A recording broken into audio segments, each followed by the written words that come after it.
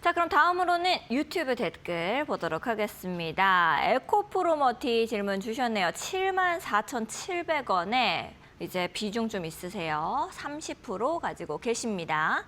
오늘 많이 올랐는데 매도가 궁금합니다. 라고 남기셨네요. 일단은 매수가 근처까지 올라왔습니다. 어떻게 좀 봐야 될지 파트너님께 바로 여쭤보도록 할게요. 매도가 어디로 잡으면 될까요, 파트너님?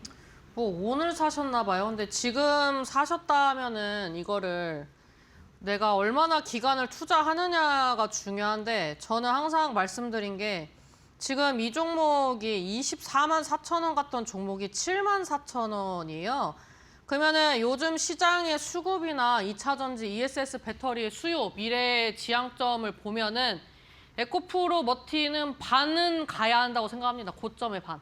그러면은 12만 원은 가야 한다는 얘기예요. 그럼 지금은 7만 4천 원대죠.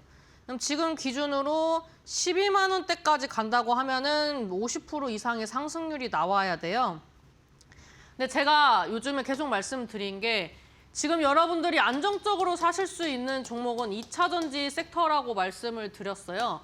왜냐하면 실적적인 부분도 있지만 ESS 배터리라고 함은 그다음에 AI 데이터 센터라 함은 이제 시작이거든요.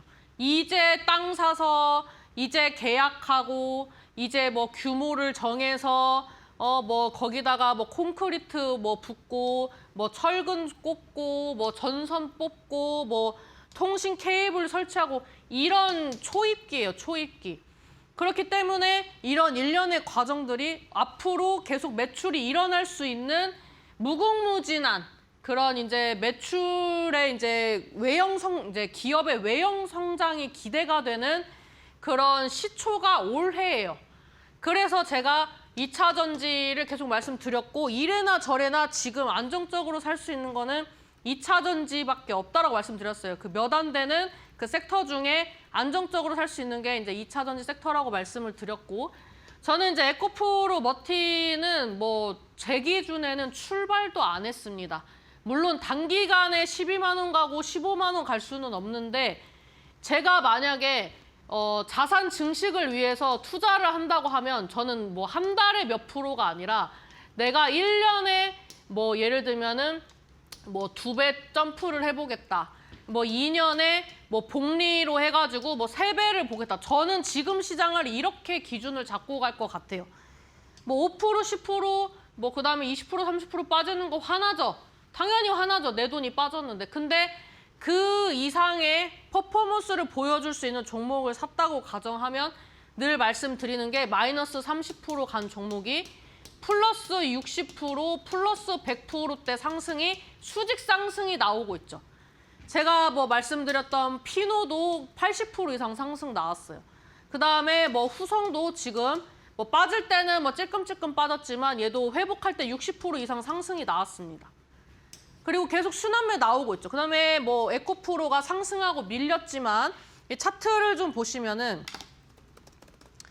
에코프로 같은 경우에도 제가 이 자리에서 계속 매수를 할 수 있는 자리다라고 말씀을 드렸던 구간대예요. 그리고 나서 이제 몇 프로 상승했냐면은 첫 상승 때 18%, 두 번째 상승 때 72% 상승을 했어요.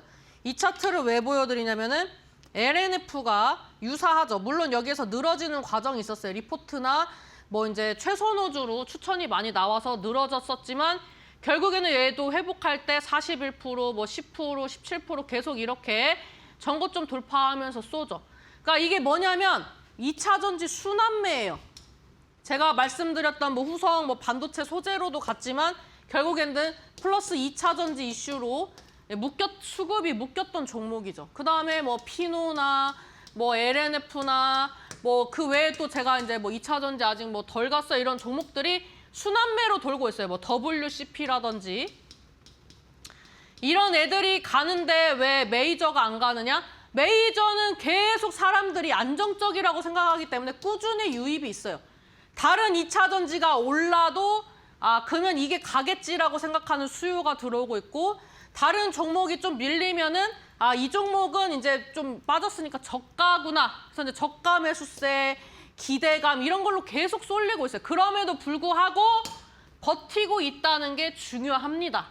지정학적 리스크가 나오든지 트럼프가 한국을 어쩌고 뭐 하든지 결국에는 버텨주는 섹터라는 것은 이런 이슈가 거쳐졌을 때 지금은 사람들이 긴가민가 하지만 이런 이슈들이 거쳐졌을 때 이 상승 패턴으로 전환을 하면은 이렇게 수직 상승이 나온다라는 걸 우리가 지금 미리 학습으로 볼 수가 있는 거예요. 다시 에코프로 머티로 돌아가서 에코프로 머티 같은 경우에도 제가 왜 긍정적으로 보냐면 제가 이 종목 저는 항상 종목을 어느 정도 이제 추세가 전환이 되는 구간을 좀 본다라고 말씀을 드렸습니다.